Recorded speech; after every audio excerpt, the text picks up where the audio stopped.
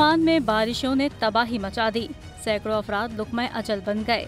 हर तरफ पानी ही पानी। अरब मीडिया के मुताबिक बारिशों और सैलाब ने ओमान के शुमाल और मशरकी इलाकों में बड़े पैमाने पर तबाही मचा दी है। मुसलसल होने वाली बारिशों ने सैलाबी सूरत हाल इख्तियार कर ली। ओमान में मुसलसल बारिशों और सैलाब की वजह से मामूलाती जिंदगी ठप होकर रह गए। सैलाबी रेला मरकजी शाहराह पर आ गया और दर्जनों गाड़ियों को बहा ले गया, जिसमें एक स्कूल की बस भी शामिल है। बाद अज़ां इन गाड़ियों से दर्जन से जायद लाशें बरामद हुई, जिनमें स्कूल के बच्चे भी शामिल हैं। शदीद बारिशों और सैलाब में मजमूई तौर पर 19 अफराद जाँ बहक हो गए, जबकि मुतादिद जख्मी हैं। इमदादी कामों के दौरान लाशें मिलने का सिलसिला जारी है, जबकि हलाकतों में इजाफे का खदशा जाहिर किया जा रहा है।